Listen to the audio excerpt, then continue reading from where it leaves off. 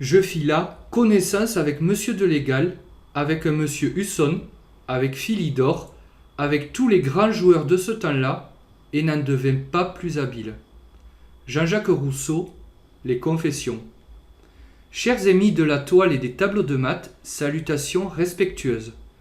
Puisse l'œil de Caïssa éclairer votre jeu. Et avant de débuter cette analyse, vous qui êtes nouvelle ou nouveau, n'oubliez pas de vous abonner à la chaîne avec le pouce bleu qui va avec, ce pourquoi je vous assure de ma sincère gratitude. La vidéo que je vous propose aujourd'hui est consacrée aux fameux maths de Légal. Mais commençons dans l'ordre.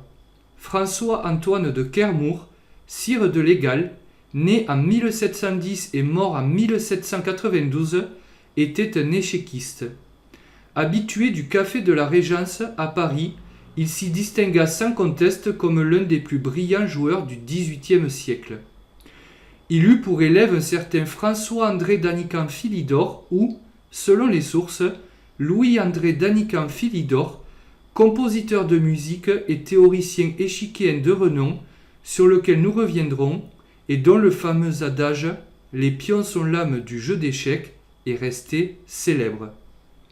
Il n'existe quasiment aucun enregistrement des parties jouées par Légal, étant entendu que celles-ci n'étaient pas notées, si ce n'est celle que je vais me faire fort de vous présenter dès à présent. Je vous souhaite un excellent visionnage. Dans cette partie à handicap, jouée à Paris en 1750, Kermour de Légal a les blancs et il décide de débuter par le coup E4. Mais en passant, qu'est-ce que c'est une partie à handicap ? C'est une partie dans laquelle l'un des protagonistes joue volontairement avec du matériel de moins. Et ici, en effet, on peut voir que la tour A1 manque au blanc. Cela peut sembler curieux, mais ne l'est pas, en ce sens que ce joueur au handicap est généralement très fort, plus en tout cas que son adversaire du moment, rééquilibrant ainsi les chances réciproques. Légal semblait coutumier de ce genre de pratique, comme Philidor après lui, comme Morphy après lui, comme Steinitz après eux. Légal est ici opposé à un joueur répondant au nom de Saint-Brie ou Saint-Brier et ce dernier se décide pour la réponse E5. Et maintenant, vous commencez à connaître. Cavalier F3 a été joué par les blancs avec toujours la même idée. Je développe une pièce sur sa case naturelle en tapant le point central non défendu des noirs sur E5 et je hâte mon développement, c'est-à-dire mon petit roc.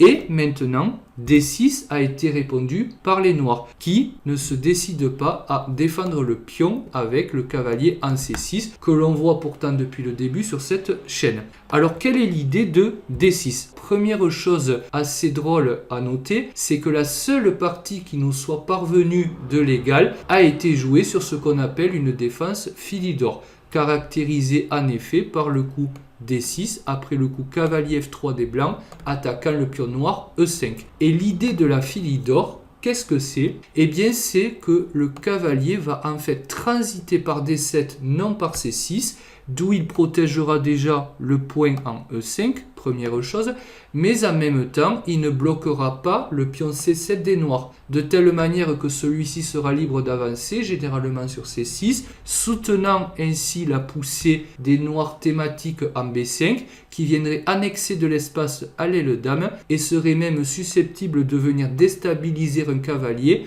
qui serait sur C3, un cavalier blanc, et qui protégerait le pion E4. De telle manière que si le cavalier des blancs était déstabilisé par le coup B4 des noirs ultérieur, le pion E4 des blancs serait sous le feu possible d'un cavalier qui viendrait en F6. Après le coup D6 des noirs, il existe deux grands coups pour les blancs.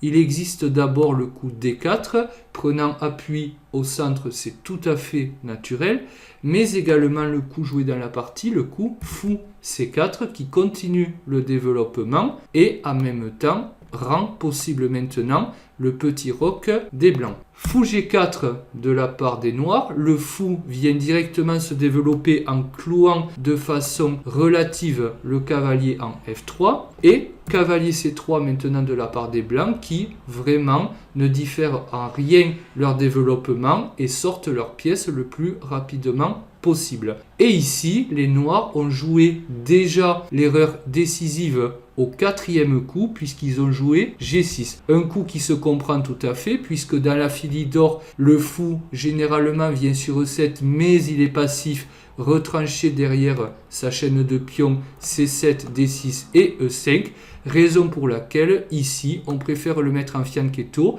c'est-à-dire sur la grande diagonale noire H8 A1, de telle manière que si une poussée centrale a lieu pour les blancs, eh bien les pions vont s'échanger et ce fou rayonnera. Mais G6 a été joué et il est temps maintenant pour vous de mettre la vidéo sur pause si vous désirez chercher et trouver le coup joué par l'égal. Et l'égal, qu'est-ce qu'il a joué? Il a joué cavalier prend E5.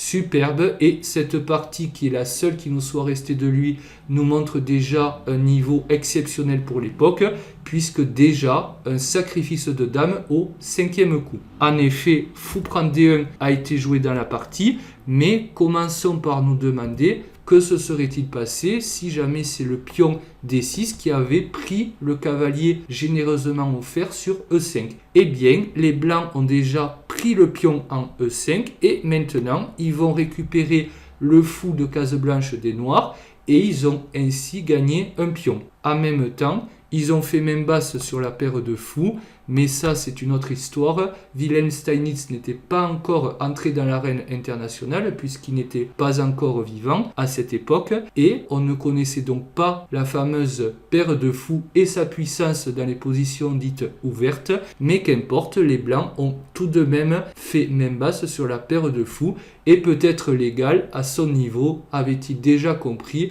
la puissance de cette fameuse paire de fous. Toujours est-il que après cavalier prend E5, c'est fou prend D1 qui a été choisi par les noirs. Et maintenant, à vous de jouer. Il s'agit de faire échec et mat. Et on commence par le coup fou prend F7 échec, tapant le talon d'Achille des noirs. Et maintenant, on comprend que le cavalier soit en E5.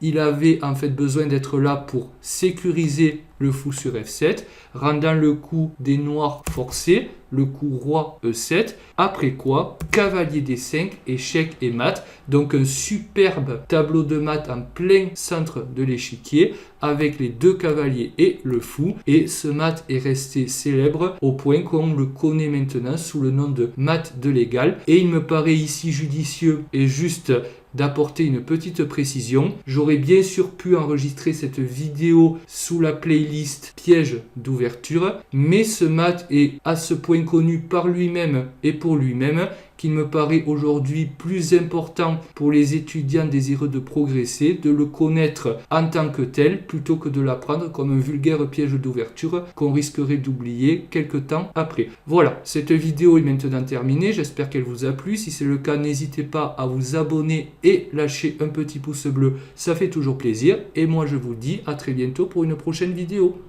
Ciao ciao.